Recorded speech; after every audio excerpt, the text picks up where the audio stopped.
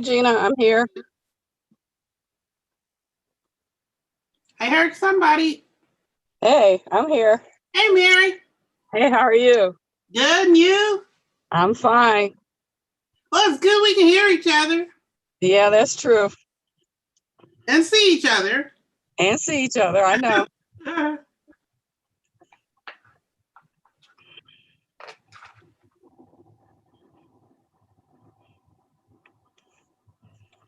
Here, wait a minute, I'm gonna put this in there. Hold on. Oh, let me see.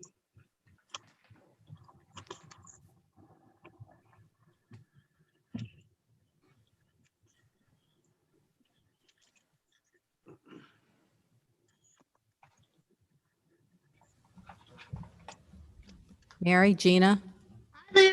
can you hear? Can you Yes. hear us? Can you hear me? Yes, we can. I can hear Yes, you. we can hear you fine. Perfect. Okay, All right, we're ready. we're getting ready to start then. Do I get any? Chris, can I just start? Are you giving me a countdown or something?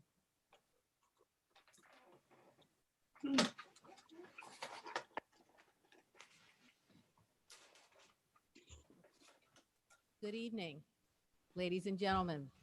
Thank you for being present at the September 14th regular board meeting of the Princeton City School District. I now call the meeting to order. Mrs. Petter, please call the roll. Mrs. Cleveland, Here. Mrs. Wider, Dr. Hawkins, Here. Mrs. Moore, Here. Mr. Simons. Here. Everyone's here. Thank you. Please join me for the Pledge of Allegiance. I pledge allegiance to the flag of the United United States States of America. the republic for which For which it it stands, stands, one one nation, nation, under God, under God, indivisible, indivisible, with liberty, liberty and and justice justice for all. for all. Thank you. At this time, we're going to have an inspirational message from Heritage Hill Elementary School. Mr. Burton will introduce that. Thank you very much. Well, in these cyber times, I will call them, the pandemics, the multiple pandemics that we're currently under right now, we at this board meeting have actually essential workers here.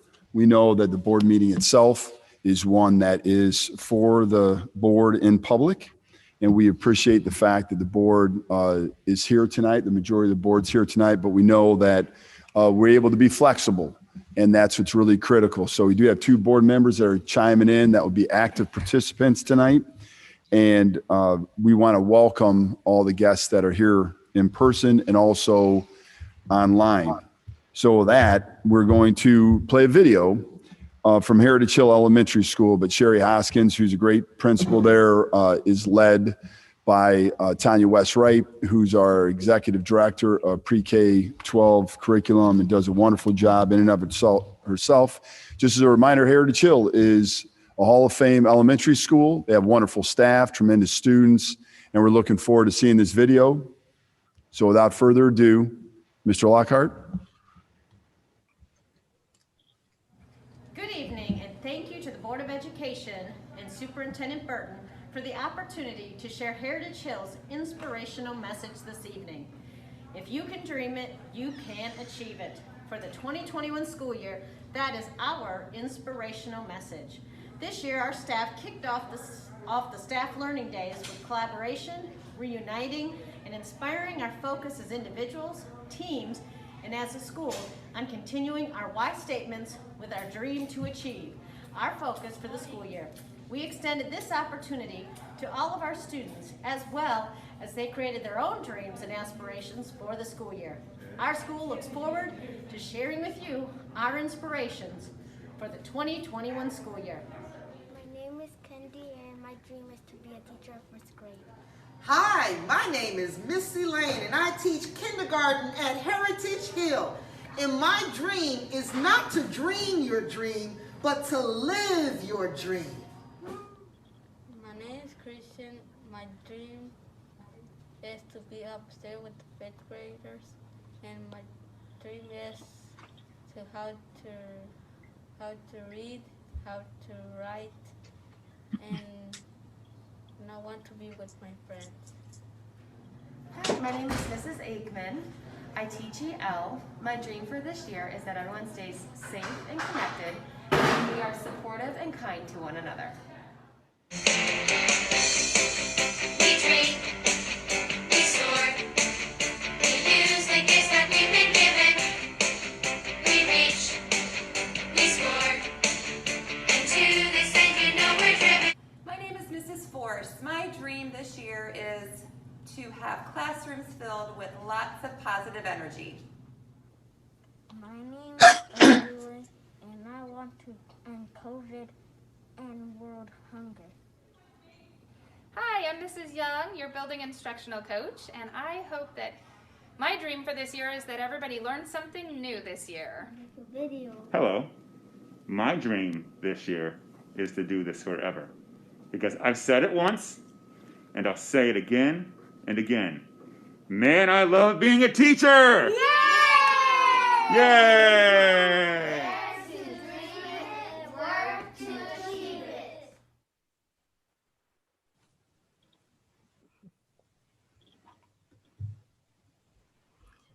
Well, that was great. Thank you. It's another opportunity to thank all of our teachers who are doing some great things, and our kids for doing what they're supposed to do. So that was a great opportunity to see what's happening for those kids who are in school.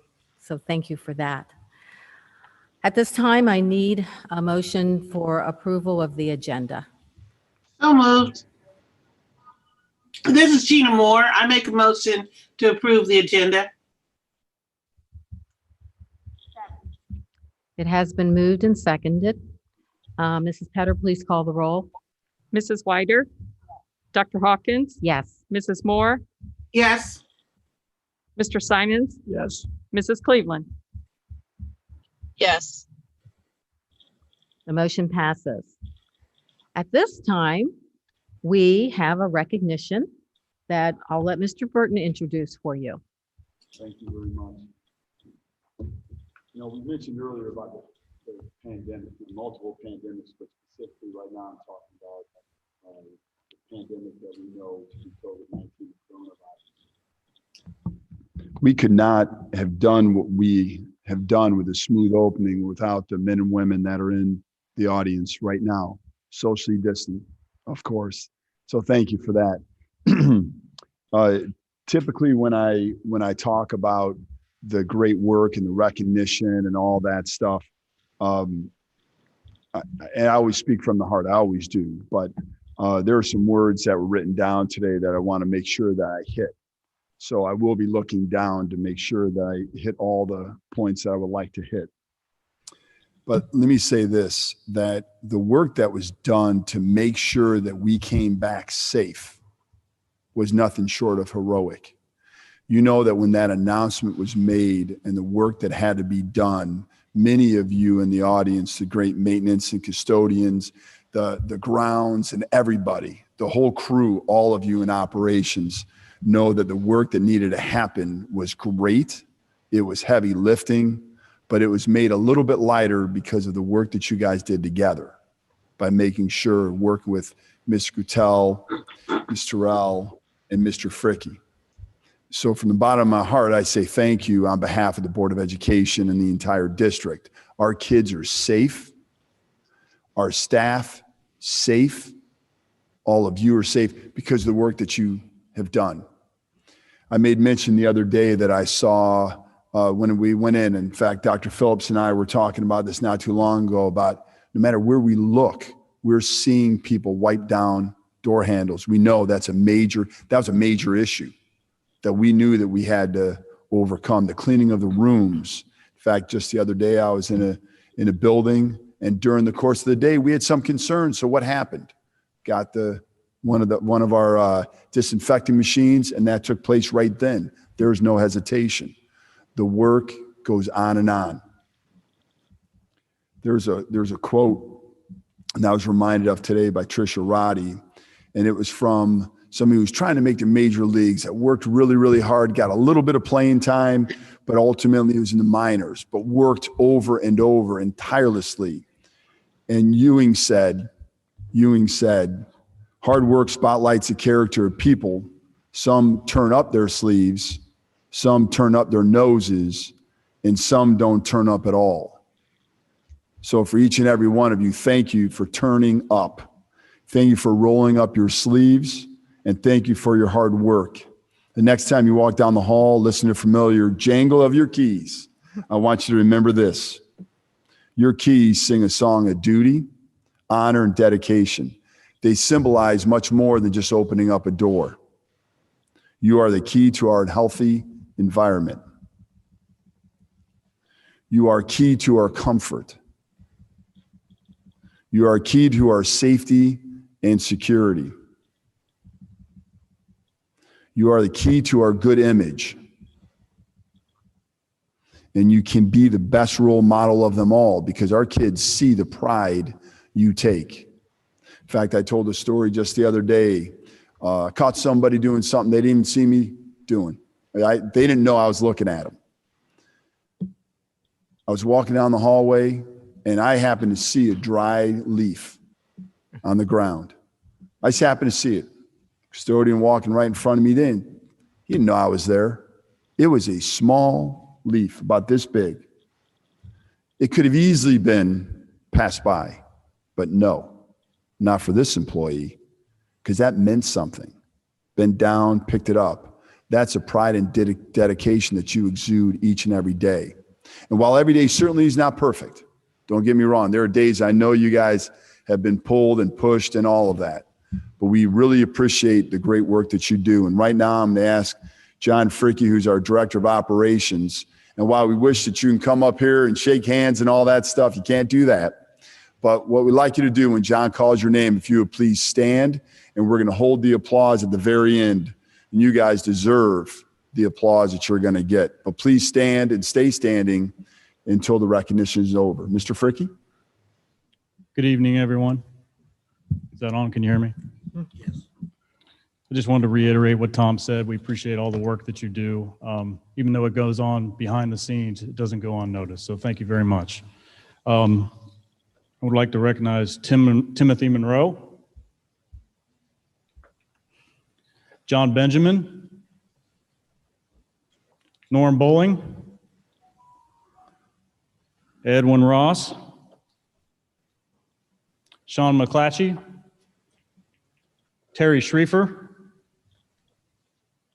Jacob Record, Swanilla Little, Nina Cross, Joshua Miller,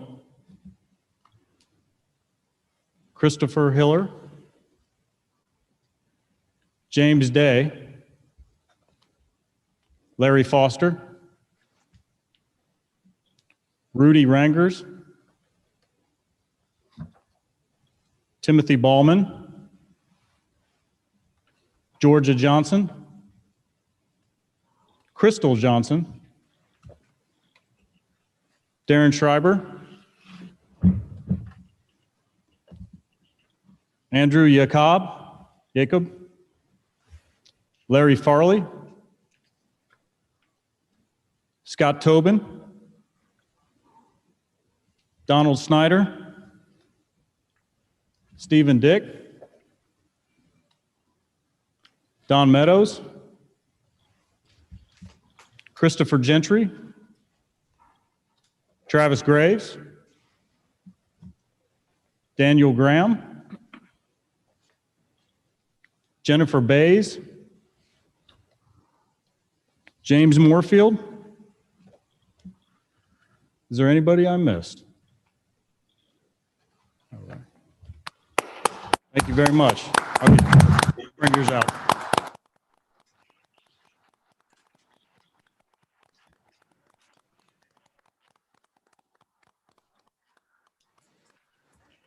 All right, you guys can be seated as I conclude with a few remarks. You know, we have had recognitions at each board meeting. Well, actually, the last couple, unfortunately, we haven't been able to have. But it is such an honor to talk about a group of young men and young women. How about that, Travis? Young men and young women who work so very hard. And I just wanted to reiterate again, you are the key to our healthy environment. To prepare for our return for our students and staff, you worked overdrive. And there is no question about that. You are the key to our comfort. You do your best to regulate building temperatures because you understand when students are uncomfortable, they don't learn as much as when they're comfortable. You are the key for our safety and security.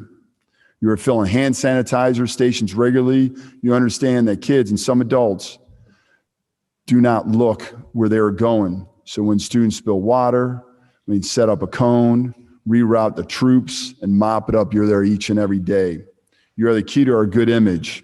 You come in and make sure the bleachers are pulled out, our chairs are set up neat, the gymnasium floors, they're shining. And you know that if you do that, like you do, that our students are going to feel more comfortable, they're going to feel proud of the school, and our staff are going to feel proud of the school they attend. And I just have to say one more time how much it is an honor to recognize each and every one of you. Now, Mr. Fricky has a certificate for each and every one of you, and I have to say that I know, because I see in the hallways, many of you work first shift, that this was an option for you to come here tonight to be recognized. And we really appreciate the fact that you took that option to come in, because you guys deserve, young ladies and young men deserve all the credit that you're receiving tonight and then some. So on behalf of the Board of Education, one more time, thank you for your selfless service and for doing everything you can to make sure that we are safe and we feel comfortable in this beautiful school district that you and I both represent. Thank you. We have a quick little video, and I hope you enjoy it. Mr. Lockhart.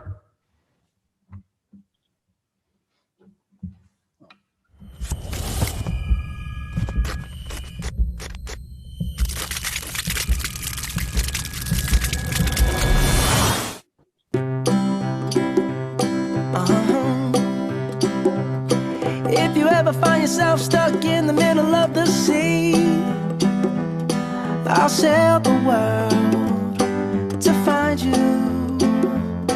If you ever find yourself lost in the dark and you can't see, I'll be the light to guide you. Find out what we're made of when we are called to help our friends in need. You can count on me like 1, 2, 3, I'll be there. And I know when I need it, I can count on you like 4, 3, 2, and you'll be there. 'Cause that's what friends are supposed to do, oh yeah. Ooh,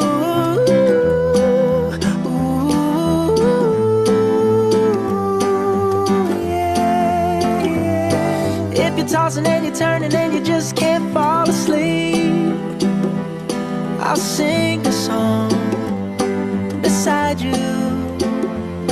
And if you ever forget how much you really mean to me,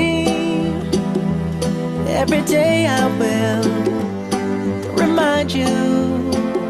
Oh, find out what we're made of when we are called to help our friends in need.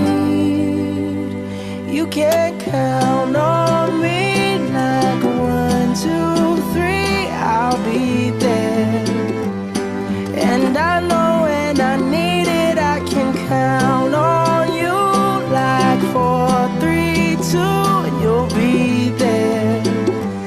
'Cause that's what friends are supposed to do, oh yeah. Ooh,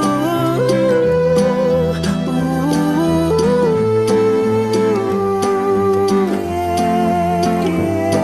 You'll always have my shoulder when you cry. I'll never let go, never say goodbye.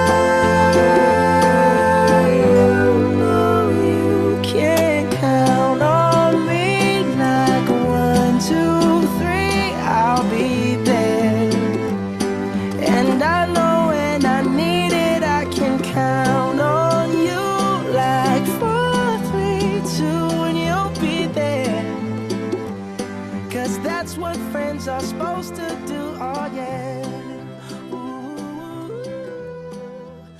It was difficult to see, but that'll be on our website. Recognizing, you guys will recognize many of the people or all of the people in the video, but how appropriate when they said you can count on me, 1, 2, 3, first shift, second shift, or third shift. Thank you so much. God bless you all. Bless you.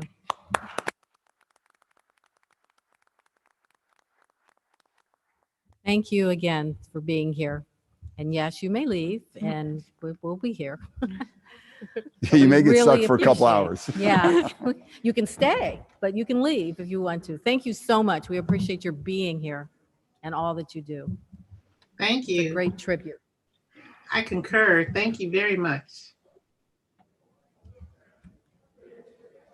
Okay, the next item on our agenda is the consent agenda. May I have a motion?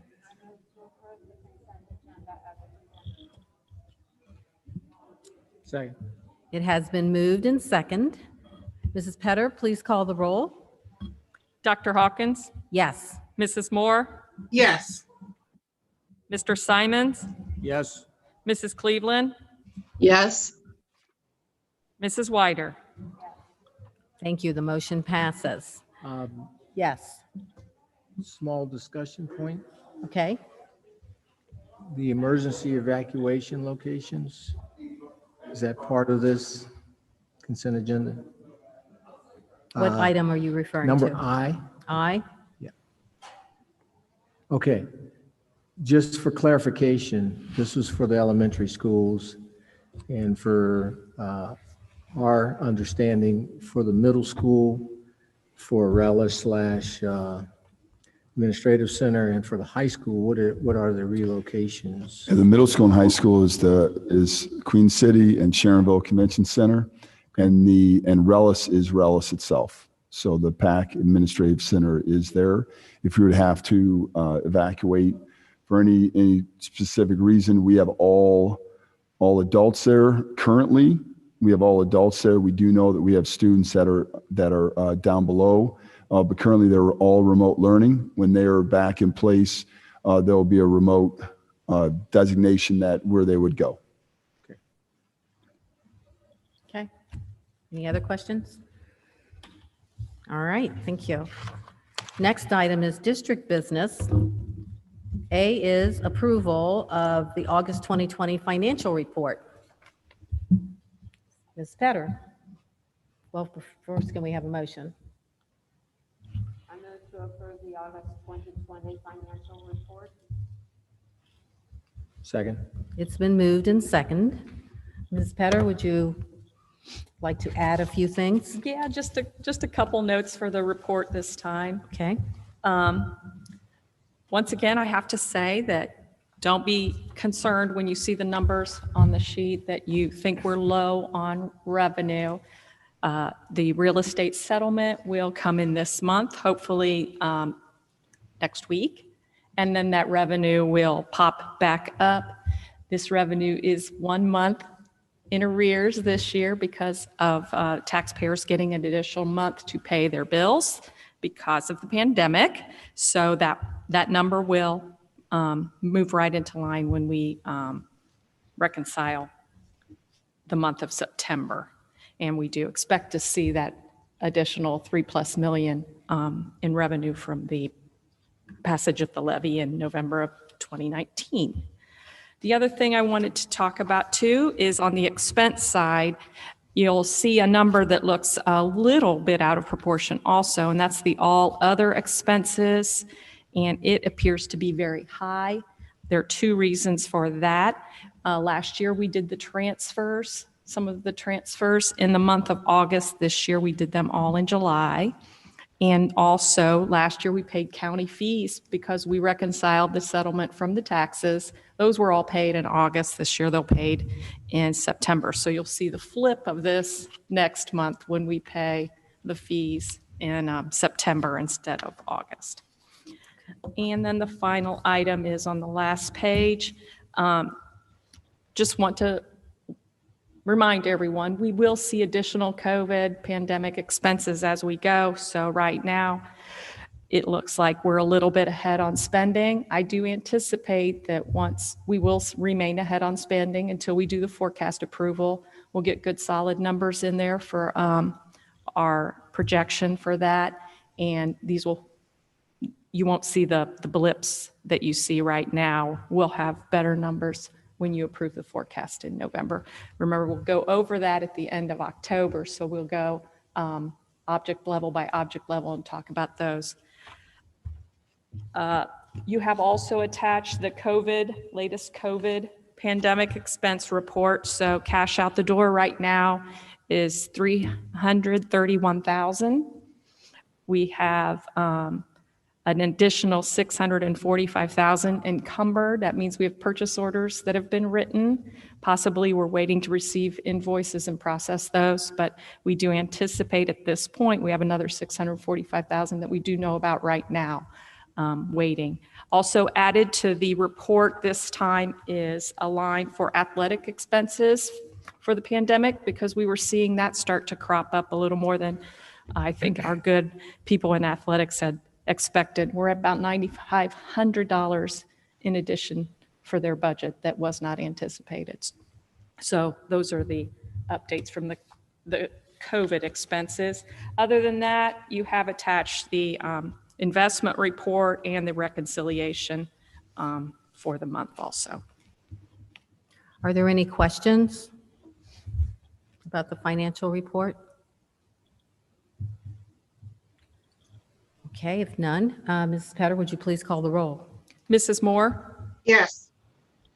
Mr. Simons? Yes. Mrs. Cleveland? Yes. Mrs. Wider? Yes. Dr. Hawkins? Yes. Motion passes. Next item is the appointment of OSBA delegate for annual business meetings. OSBA this year will be virtual. I would like to nominate Gina Ruffin-Moore as delegate and John Myron Simons as alternate. Second. It has been moved and second. Any discussion? Questions? Ms. Petter, please call the roll. Mr. Simons? Yes. Mrs. Cleveland? Yes. Wider? Yes. Dr. Hawkins? Yes. Mrs. Moore? Yes. The motion passes. Board members, I just have one item. Board members, I'll send you an email asking who would like to be registered for the virtual conference. So be prepared to receive that and respond, and we'll get you signed up. So there is a form that has to be signed. So, okay. Approval of memorandum of understanding with the Ohio Valley Construction Education Foundation for the school year 2020 to 2021.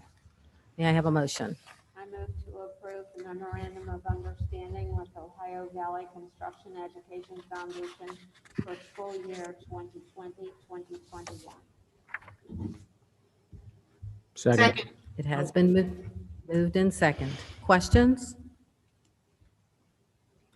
Mrs. Petter, please call the roll. Mrs. Cleveland? Yes. Mrs. Wider? Yes. Dr. Hawkins? Yes. Mrs. Moore? Yes. Mr. Simons? Yes. Motion passes. Next item, approval of reduction in the fee for all-day kindergarten. I move to approve the reduction in the fee for all-day kindergarten while Scarlet Gray scheduling is in place as presented. It's been moved in second. Mrs. Petter, please call the roll. Mrs. Wider? Yes. Dr. Hawkins? Yes. Mrs. Moore? Yes. Mr. Simons? Yes. Mrs. Cleveland? Yes. Motion passes. That I is have a a question. very good thing. Go ahead. Just a point of clarification, so that the people that are watching, the typical monthly fee is $386. And thank you to the Board of Education for making their reduction during our hybrid model to $193. We know that the pandemic has hit many of us very, very hard, and many of our parents. And so helping that and making sure we keep kids in school and hybrid, we're very proud to be able to offer this. So thank you to the Board of Education one more time for the great support. I I have a question, Thank you. please. Yes, your question? You know, the fact that a child gets preschool and kindergarten education is one of the biggest determinations of their success in school. And I'm very excited and happy about this. But I'm hoping this board and this district will at one point consider making this a permanent move in terms of reducing the fees, not only for kindergarten, but for preschool. Thank you. Thank you for that comment. Next item, approval of increase in district workers' compensation rate. May I have a motion? I move to approve the increase in district workers' compensation rate. Second. It has been moved and second. Any comments? As I told you in the board note, we have reviewed the workers' comp. We're self-insured, our program, and we're eating away into our cash balance a little. This is a very old program that the district has had. We did some research and went back into history to find out how it was set up. And then I worked with Shakely, our third-party provider, and they did some projecting for us. So I have numbers for reserve amount and projected percentage costs throughout the year. Then I went a little bit further and talked to some of my colleagues at other districts, and Fairfield, Lakota, Oak Hills, Mason, Loveland all have self-insured workers' comp programs, and we all do it differently. So it's a real good thing to know that everybody's got a good plan. They're following the plan, and ours is a hybrid of several of theirs. We all have little pieces that are similar, but we do like the setup where we do take the deduction from the payroll. It allows us to spread that expense over the correct account numbers.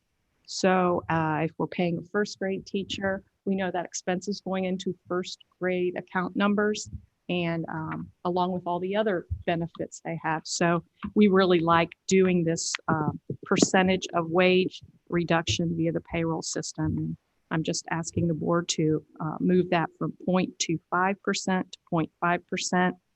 We do need to increase our reserve a little bit. That has been reduced.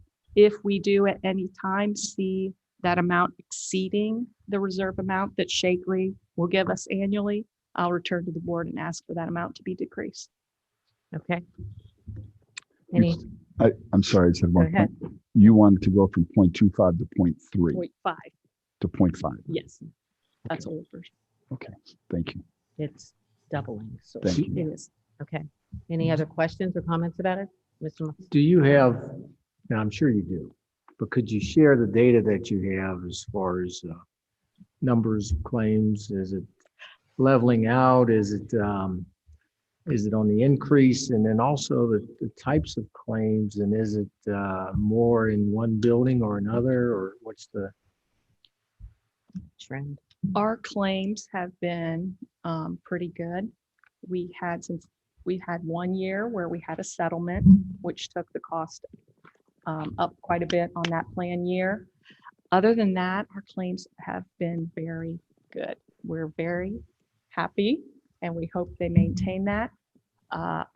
You do notice a decrease when the bus drivers left the district as direct employees and became outsourced. Of course, that was a number of people, and I think most districts will tell you that bus drivers moving in and out of vehicles sometimes have accidents physically moving in and out of vehicles. So we don't have that risk anymore. But our claims percentage is around 0.3, 0.31, 0.35 for the next several years. I'm asking for the 0.5 because we did tap into that reserve quite a bit, and we need to build that back up in case. So we can have you claims. share that data with us? Yeah, I will. I'll send you this Wonderful. data. Wonderful. Mm-hmm. And the reserve amount that Shakely gave us is anticipation is about 180,000. So that 0.5 would be on the entire payroll, is that correct? 0.5%. So yes, 0.005. What about for the ESC or ECS We don't- contracts? Yeah, we don't cover We They don't cover, do? they cover their own And so they put that employees. surcharge in their cost to us. Okay. Yes. All right. Any other questions or comments? If not, Mrs. Petter, please call the roll. Dr. Hawkins, Yes. Mrs. Moore, Unmute. Mrs. I forgot Moore? to unmute myself. Yes. Mr. Simons, Yes. Mrs. Cleveland, Yes. Mrs. Wyder. Motion passes. Next on our agenda is a discussion on the academic update from Mr. Burton. Well, thank you very much. As you, everybody well knows that we're in our second full cycle of our reopening plan. Certainly, again, the great work of our maintenance, custodial, and building and grounds crew, just amazing. So we've had a great transition. I'm going to call up Dr. Mary Phillips. She's going to give a very brief kind of academic update of where we are. Her CIA team has done an amazing job of really kind of putting together not only this plan, but also following through with everything. And it's hard to kind of condense all that's happening in a brief presentation. But Dr. Phillips, I have great confidence in you that you will be able to do so. There's a lot to share, and we'll make sure that we get the presentation to you. Dr. Phillips? Great. Thank you, Mr. Burton. He is right. We've been working real hard, trying to make sure that our students are receiving the education that they need as relates to when they're in person as well as remote. So our curriculum directors are working very closely with building principals around expectations for attendance. That's one of the things that we've been working on, especially with our remote students, to make sure what that attendance looks like as relates to engagement. And so they put some expectations in place so that our teachers will know specifically how to count attendance. And of course, the in-person attendance, that's pretty similar to what we've been dealing with.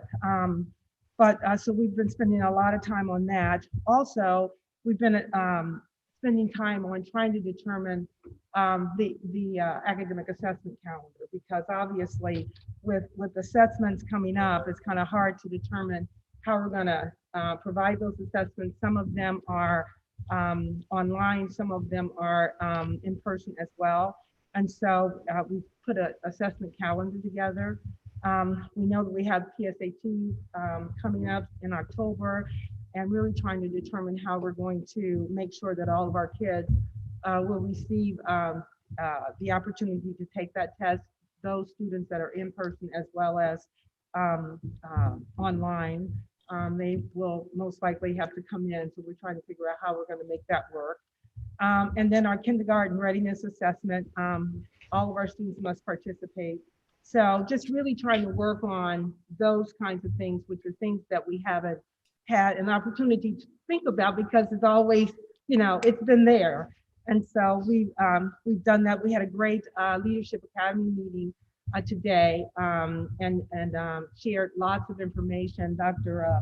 Jameson shared information about the teacher evaluation process, and just making sure that we all understand how that looks. And he's provided some specific ways to do walkthroughs, since we're doing online as well, at remote as well as in person. So we've spent time doing that as well. Trying to think, what else have we done? We definitely, the equity plan, I shared the equity plan with our staff, with our principals today, and I will be sharing that with you. We have 5 areas that we're looking at: professional development, curriculum assessment, curriculum instruction and assessment, staff and student voice, and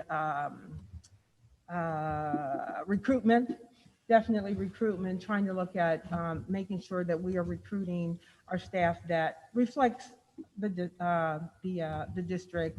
And the 5th one is,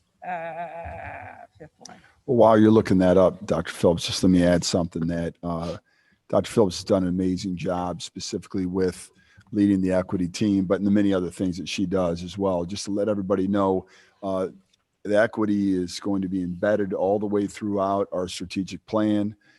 We know that we've had great input already. We're going to get additional input, but as I talked about the State of the Schools address last week, the quality profile will be forthcoming, but specifically when we look at the profile of a graduate, there are so many great descriptors in there that you will see embedded throughout the strategic plan, which will be continue to be developed and massaged, and the Board of Education obviously is going to be integral in that, and we'll make sure that we get you kind of a very, very rough draft and definitely give you your input. And we want to make sure that if there's some specific areas that you want to see in there, that they're in there loudly and clearly. And I wanted to add that. Dr. Phillips, go ahead. You had number 5 for us. The fifth one is parent communication and parent engagement. One of the things that we really need to make sure that our parents are part of our decision-making process. They need to be a part of those committees so that they can have input in terms of what it is we're discussing, what's going on, et cetera. So that's part of our equity plan as well. So those are the 5 areas that we are developing action plans, action steps for. And then the other thing that we, because there are a number of things that are going on as far as regulations are concerned, Title IX was a big one that we spent some time today talking about.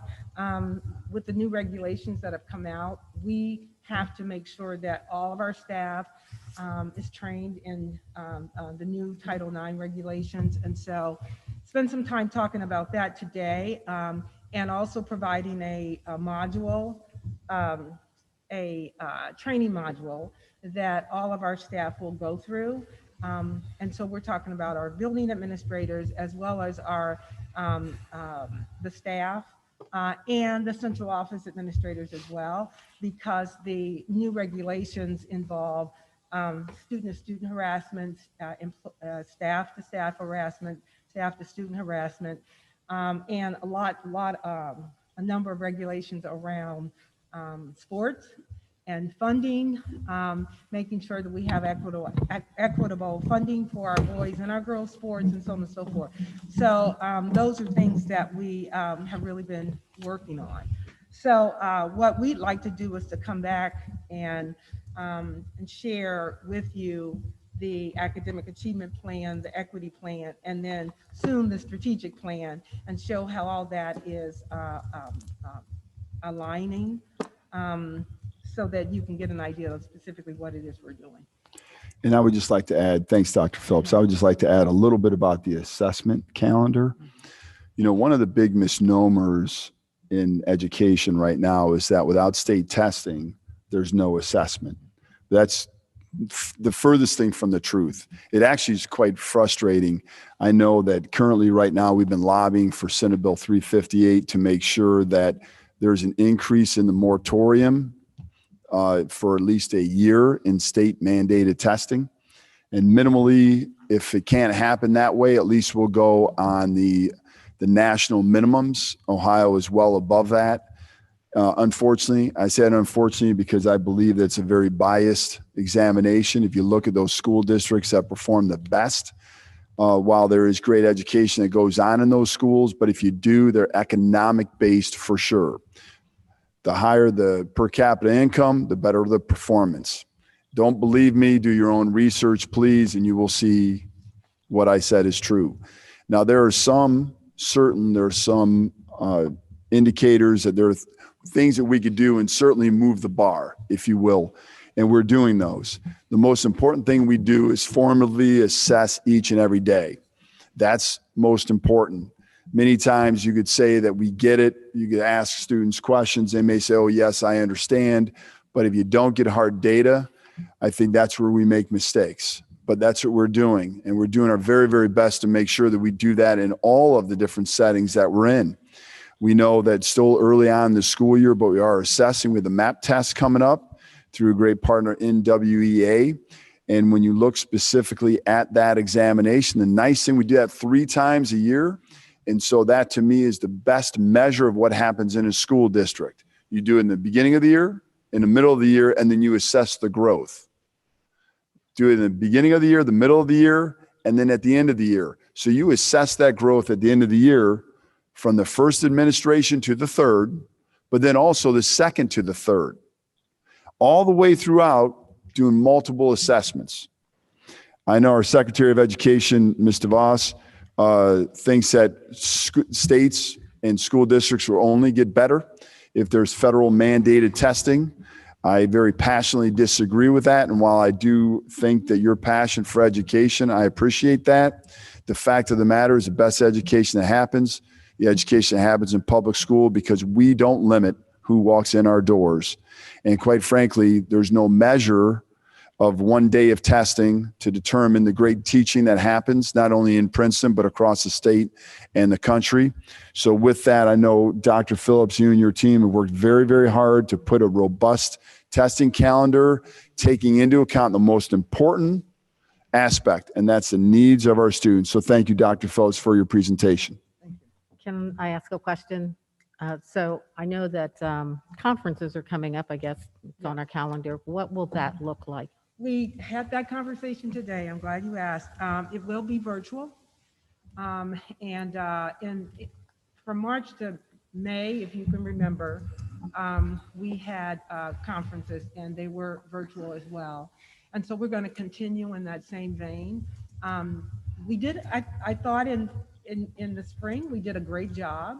I know that we're going to do even a better job since we've had practice, but it will be virtual. Okay. And principals will be sending out information shortly around that. Thank you. Mm-hmm. I had a question. I'm very excited about the equity plan, and I like those 5 elements that you mentioned, Dr. Phillips. And you and Mr. Burton, thank you for pulling that together. But will elements of that equity plan be in the curriculum for high school students, or is that totally separate from the academic plan? Because I like those 5 elements.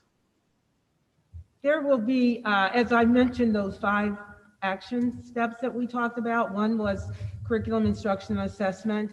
That will be in that particular area. We will be definitely talking about culturally responsive practices, culturally responsive instructional practices, so that our students are those who need that additional support will get it. That there's differentiation for those students who need extra support as well, in addition to those students who need to be challenged, those are gifted students who need to be challenged. All of that is contained in that CIA section.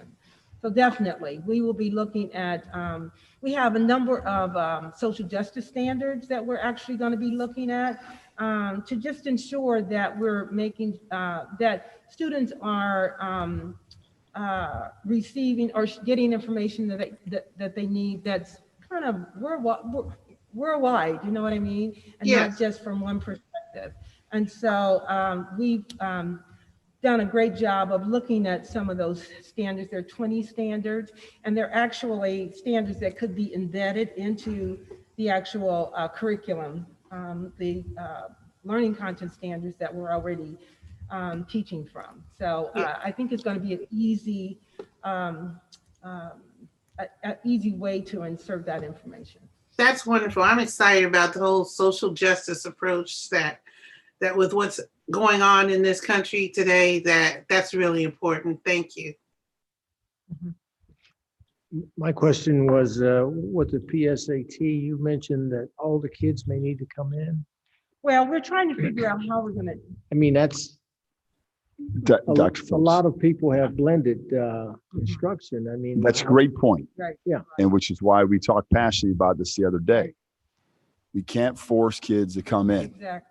And the PSAT currently, they've not adapted any of their rules.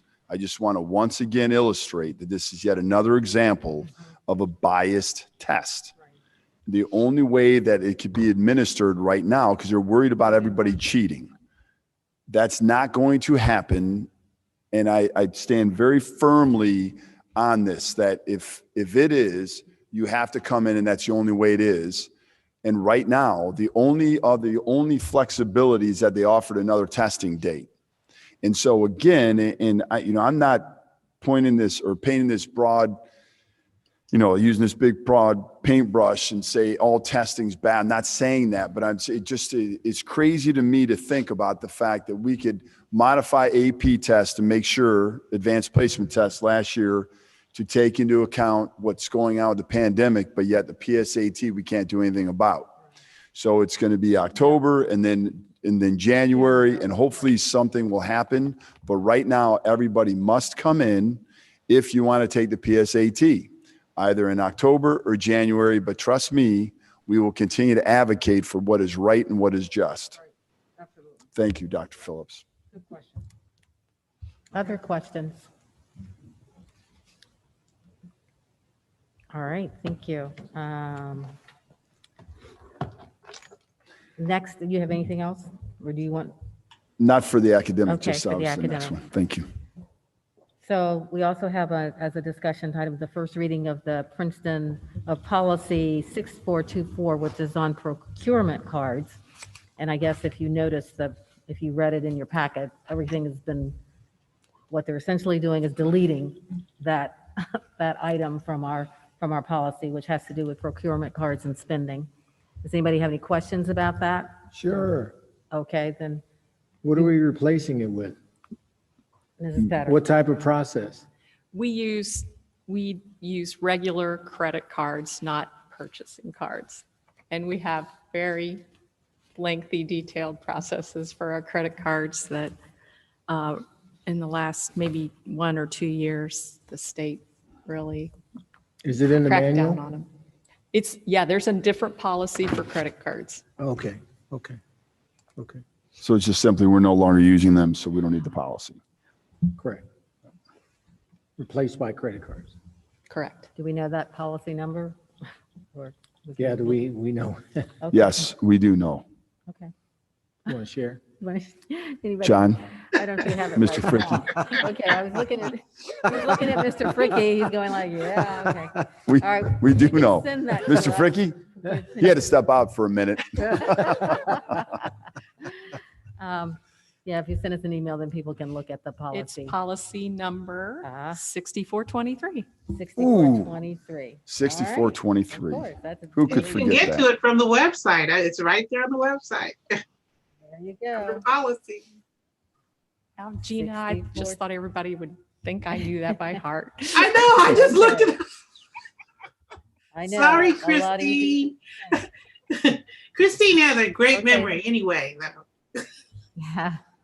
So this is the first reading, and we will see it again before we Yes, thank you. vote on it. Treasurer's report.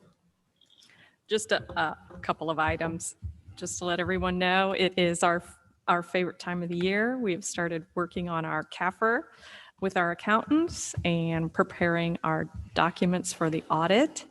And both will, I assume, I know for sure that the accountants that do the CAFR will not be coming on site. We'll be doing everything remotely. And we do believe that we've handled most of the data back and forth with email for quite some time now, but typically they come in and look at some files too. Audit team, I'm not sure what they're going to do. Sometimes some of those documents are a little larger that they like to pull, so we all have to see how that's going to be handled. We do have practically all the documents that we use in the treasurer's office already in electronic format, so we should be able to also handle that remotely.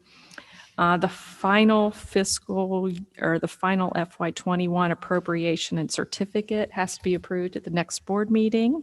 We're feverishly working on those final numbers. We'll have those ready for you. And on September 24th and 25th, Assistant Treasurer Terry Riesenberg and I will go to our annual forecasting class where we'll start pumping in our numbers for the year and have a new document to share with you. We'll go over the details of that document at the work session in October, and ask the board to approve it at the first meeting in November. That way we meet the state deadline of submitting it prior to the end of November. Okay. And that's all I have. All right, thank you. Question? Go ahead. Will what be virtual? They had it scheduled and still do. They have not notified that it is virtual only. Terry and I both decided that we're going if they will take us, because it's just so much easier to do it in person with the team all around you. They probably bring 4 or 5 people down to help you, and it's learning from your colleagues side by side, having lunch with your colleagues, talking about your different numbers, and it's really fun. So to talk about all that and learn from everybody. So we're going to do it if they let us, John. Where have they had it before? This one will be in Loveland. So at Hamilton County, Hamilton, Claremont, it's their SWOCA. Okay. They have a great training room. I'm sure we can do it. Okay. Other questions? Okay, superintendent's report. Thank you. I had mentioned Senate Bill 358. It doesn't appear that it's going to move out of committee, unfortunately, but we'll see what happens. The Alliance, which we're a part of, has done great work in advocating and lobbying for the passage of that. Being intimately involved with the Alliance has really helped us move forward, and it's really allowed us to do so many different positive things. And certainly their work to help stop the Ed Voucher program and Ed Choice was huge last year. We know that the pandemic happened. That certainly was an indicator. But the Alliance is our organization that we use for lobbying on top of a lot of other things. They really have, and I know myself and Chris Petter, our great treasurer, and I've been on phone calls almost every week with the Alliance as they look to making sure that any policy, public education policy that's passed is going to be equitable, is going to make sure that it's going to be fair, and the policy is not going to hem us up, so to speak.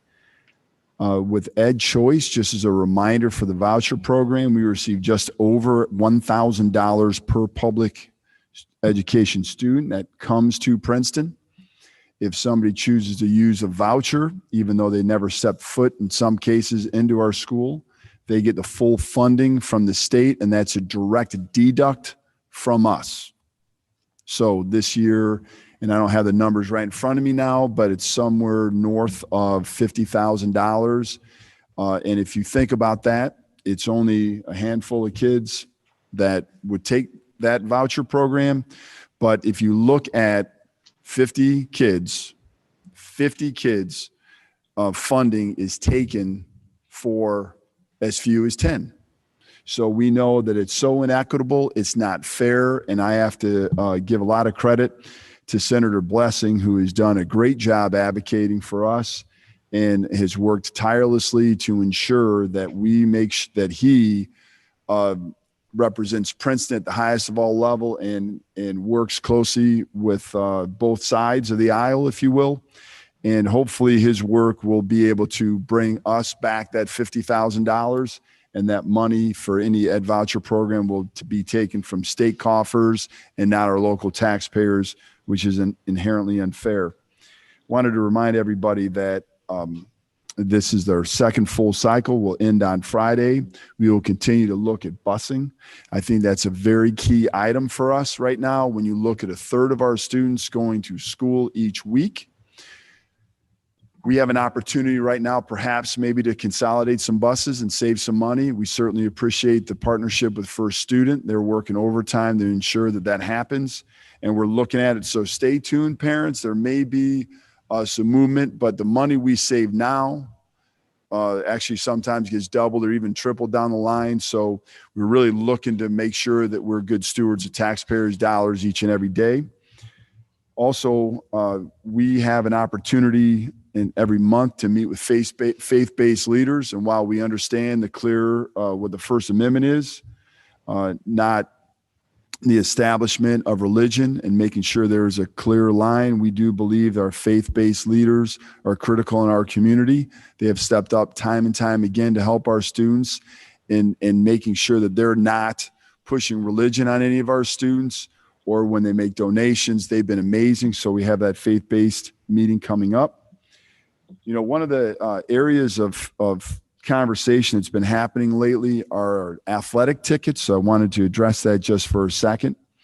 Many of what's plaguing us and many other schools have nothing to do with decisions that have been made locally.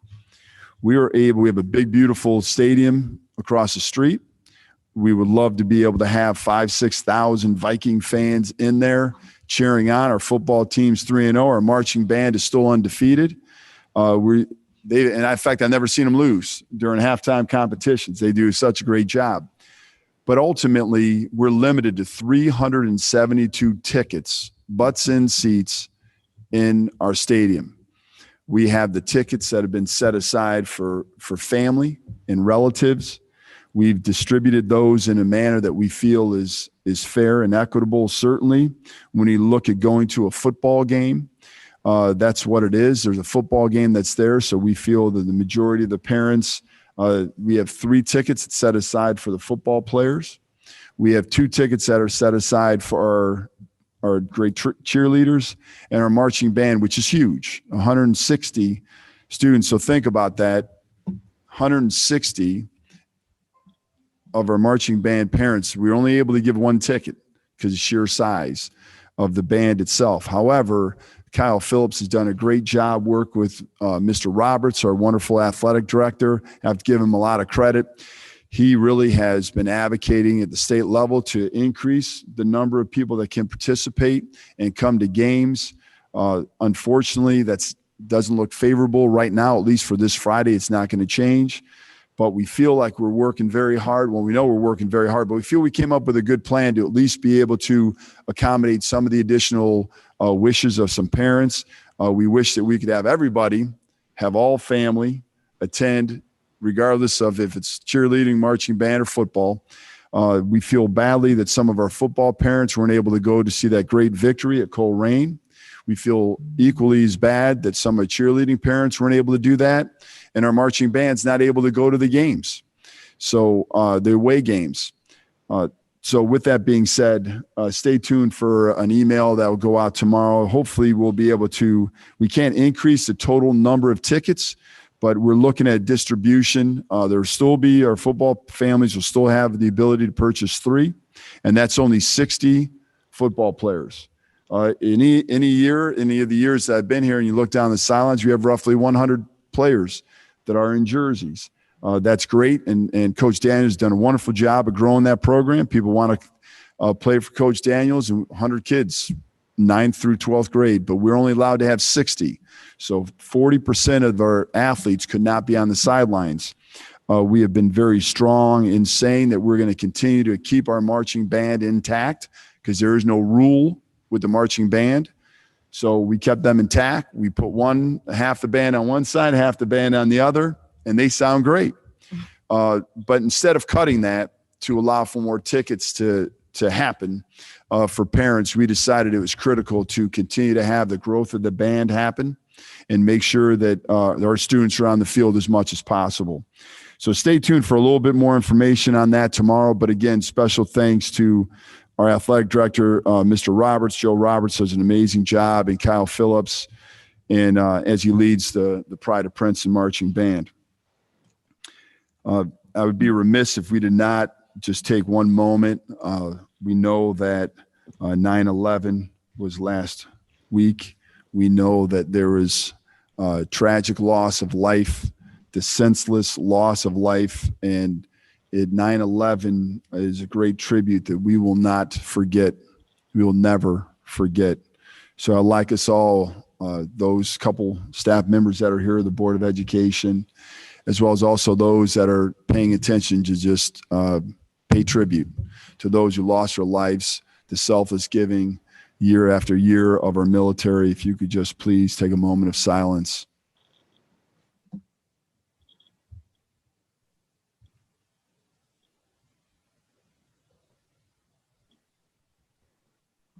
We will never forget. You know, it takes a village, as we've talked about multiple times, and it's my great honor to put up this check. $13,000 check given to us by the Princeton Closet for connectivity and devices in honor of 9, whether it's a charitable trust, an individual, a huge corporation, Johnson & Johnson, stepped up as well. And so $13,000 I'm giving to our district treasurer right now with a list of those who donated. We certainly appreciate that. Here you go, treasurer. Better. 13,000. Mrs. Wider, you do such a great job of the closet. I know that you could have taken this $13,000, and you understand the need is so great with connectivity and devices. So thank you very much. On top of that, we have additional great news. Our T-shirt sale, if you remember last year, we giving a check for over $3,000 for that. So that's $16,000. And the need is so great and so real. And I know I've done such a poor job of this cliffhanger, but I will here tonight, I'm able to announce that Accelerate Great Schools and GE Aviation is giving the Princeton City School District $100,000 for connectivity and devices. And so I just want absolutely for everybody, for the closet, the T-shirt sales, and Accelerate Great Schools and GE Aviation. And again, when you think about it takes a village and you look at the grant that Lieutenant Governor Husted got and all these generous donations and grants, we were able to provide Wi-Fi and connectivity for each student in this district. And stay tuned for other great news coming up soon regarding devices. 2 other very quick things. Obviously, the Hall of Fame, you guys have heard, we had the 4th school and the 5th school in our district receive Hall of Fame. So congratulations to elementary schools, Evendale and Sharonville. Again, Evendale Elementary School and Sharonville Elementary School are our 4th and 5th elementary schools in the district who have been recognized as Hall of Fame schools in the state of Ohio. So congratulations to Principal Center and Principal Jordan for the great work and the amazing, amazing staff that make that happen. So thank you. Congratulations to them. And lastly, I'd be remiss if I did not talk about ICRC, the great partnership we have with them. Mrs. Roddy will remember it was a cold and blustery day when I was asked to take part in business talk with our Career Center, Great Oaks, great CEO, Harry Snyder, who really does an amazing job there. And at business talk, they probably made a mistake. And they came up and they said, "Oh my goodness, would you like a show?" to me.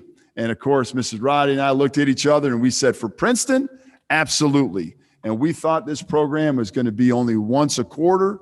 They said you could do it once a month. And so at that moment, Viking Voices, the people of Princeton, was born. Little did we know that a year later, a little bit over a year later, we would be recognized as a Philo Award winner, which a Philo Award winner, I can't believe it, is Midwest United States. And it is a major, major deal. And we didn't even know we got nominated, huh, Miss Roddy?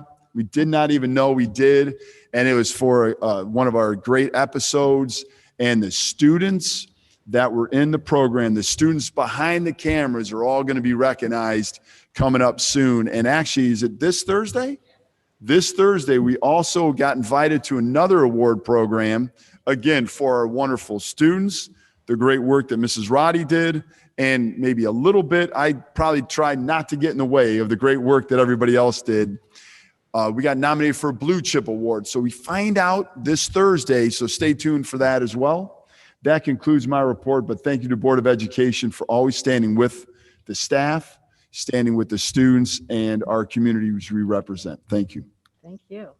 I just want to congratulate you on all the good work and the awards and what was it, $100,000? But I have one quick question, if I may, Dr. Hawkins.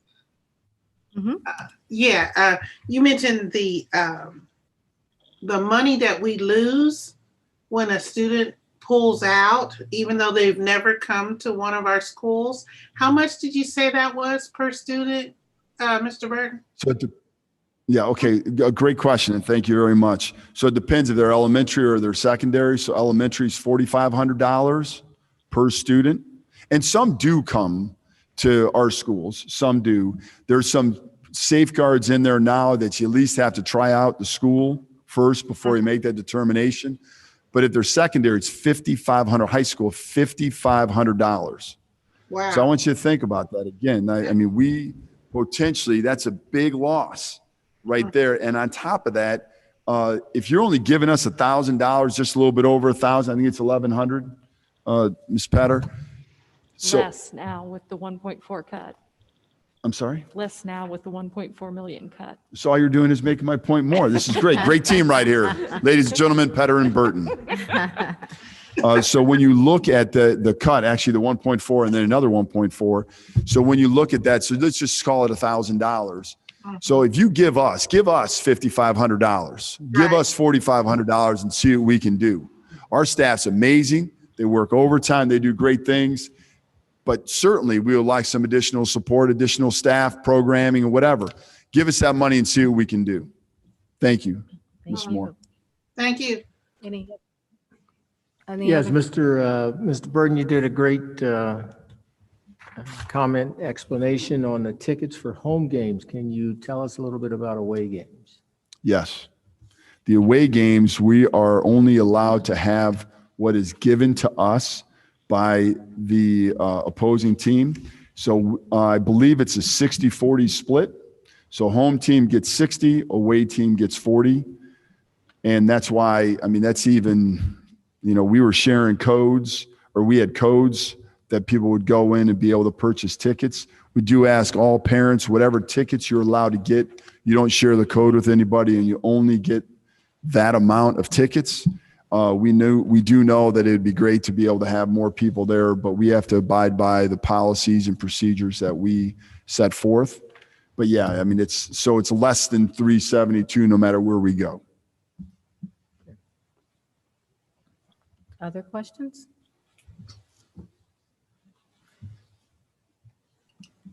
All right. I'm going to move that we go into executive session under sections 12122G1 of the Ohio Revised Code. This will enable us to discuss personnel, negotiations, and real estate. Do you need a second? I second. Yes, please. Thank you. And it has been seconded by Mrs. Moore. Mrs. Petter, would you please call the roll? Mrs. Moore? Yes. Mr. Simons? Yes. Mrs. Cleveland?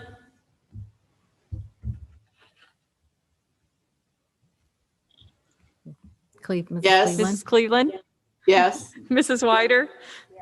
Dr. Hawkins? Yes, that motion passes. Does everyone have instructions for, do you have the link at home? Okay. Yes, we do. And I do. Okay. All right. So we will, We're going to move over to Mr. Fricke's office. We have everything set up there. It's a little bit easier to see each other. all right. Thank you. We will commence in a few minutes. Good. Thank you. Thank you.